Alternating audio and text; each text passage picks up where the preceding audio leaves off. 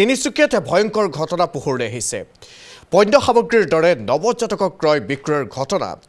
13 জুলাইত মাৰ্ঘেৰিটা এফাৰিউত এগৰাকী মহিলাই জন্ম দিয়ে এটি নৱজাতক। তাৰ পাছতে নৱজাতকক লৈ চিকিৎসালয়ৰ পৰা পলায়ন কৰে মহিলাগৰাকীয়ে। কোনো ছুটি নিদিয়াকৈ চিকিৎসালয়ৰ পৰা পলায়ন কৰে বৰডুমছাৰ মহিলাগৰাকীয়ে। 23 জুলাইত আৰক্ষী কনিষ্টেবল চিউজি তিৱাৰীক অবৈধভাৱে চমজাই দিয়ে নৱজাতকটি। স্বাস্থ্যকৰ্মী জিনামণি গোহাঁইৰ জৰিয়তে চমজাই দিয়া হয় নৱজাতকটি। তিনিচুকীয়া আৰক্ষী অধীক্ষকৰ কাৰ্যালয়ত কৰ্মৰত চিউজি তিৱাৰী। 25 জুলাইত অসুস্থ হৈ পৰে নৱজাতকটি। তাৰ পাছত তিনিচুকীয়া অসামৰিক চিকিৎসালয়লৈ নিয়াত পোহৰলৈ আহে সমগ্ৰ ঘটনা সন্দৰ্ভত তিনিচুকীয়া সদৰ থানাত এজাহাৰ দাখিল কৰিছে জিলা শিশু সুৰক্ষা বিভাগে। শুকুৰবাৰে স্বাস্থ্যকৰ্মী জিনামণি গোহাঁইক আটক কৰিছে আৰক্ষীয়ে। কিন্তু আৰক্ষী কনিষ্টেবলজনৰ বিৰুদ্ধে আৰক্ষীৰ ভূমিকা এতিয়াও সন্দেহজনক।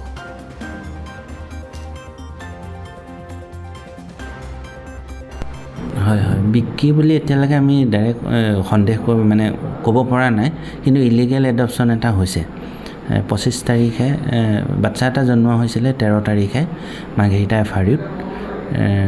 25 তাৰিখৰ দিনা আমাৰ হস্পিটেলৰ এটা 1098ত কল আহিছিলে, হস্পিটেলৰ পৰা কৰিছোঁ বুলিয়ে কৈছে যে ইলিগেল এডপটিভ পেৰেণ্টছে বাচ্চা এটা হস্পিটেলত এডমিট কৰিছে।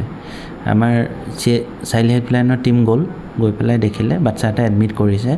তেওঁলোকে এডপ্টেড বুলি কৈছে, কিন্তু প্ৰকৃত মানে ডকুমেণ্টছ দেখুৱাব পৰা নাছিলে। তেওঁলোকক আহি অফিচত দেখাব ক'লে। সেইদিনাই আহিলে 25 তাৰিখৰ দিনা এই এডপটিভ পেৰেণ্টছ আহি মোক এখন দলিল ষ্টাম্প পেপাৰ আনৰেজিষ্টাৰ্ড নিজে লিখা এখন ষ্টাম্প পেপাৰ দিছে, কোনো ৰেজিষ্ট্ৰেশ্যন নাই। সেইটো কমপ্লিটলি ইলিগেল।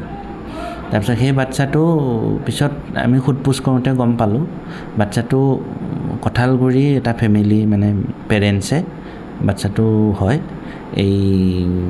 ইহঁতি আমাৰ যিটো এডপটিভ পেৰেণ্টছে বাচ্চাটো লৈছিলে আমাৰ হেল্থ ডিপাৰ্টমেণ্টৰ এগৰাকী ৱাৰ্ড গাৰ্লৰ পৰা, জিনা গোহাঁই তেওঁৰ নাম, জিনা গোহাঁইৰ পৰা লৈছিলে।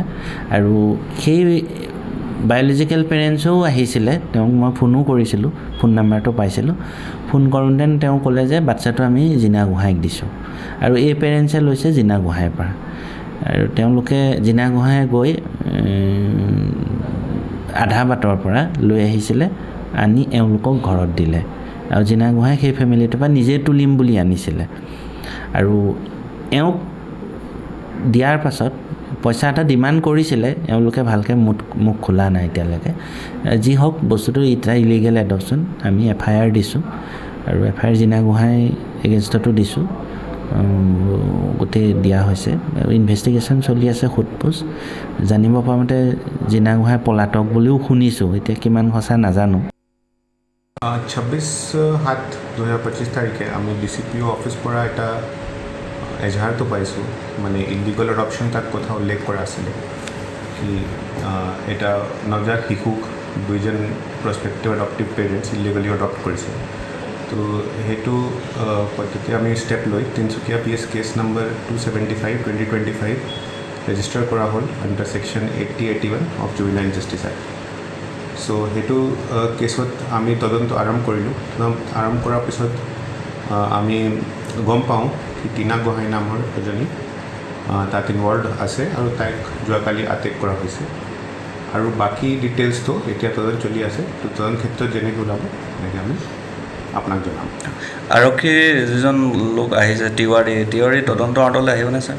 আহিব, মানে তেওঁৰ নাম আছে এজ এ প্ৰস্পেক্টিভ এডপটিভ পেৰেণ্ট, যোনজন মানে ইলিগেল এডপশ্যনটো কৰিব চেষ্টা কৰিছিলে। চ' সেইটো কেনেকৈ কি আছিলে, কি এংগল, এইটো আমি এতিয়া ইনভেষ্টিগেশ্যন আণ্ডাৰত আছে। চ' বেছি মই উল্লেখ কৰোঁ। ছাৰ চিকিৎসকো থাকিব পাৰে নেকি ইনভলভমেণ্ট থাকিব পাৰে নেকি? এইটো আণ্ডাৰ ইনভেষ্টিগেশ্যন আছে এতিয়া, মানে প্ৰিলিমিনাৰী ইনভেষ্টিগেশ্যন চলি আছে। যেতিয়া নেক্সট ফেক্টছ ওলাব নিশ্চয় আপোনাক জনাই দিয়া হ'ব। Thank you sir.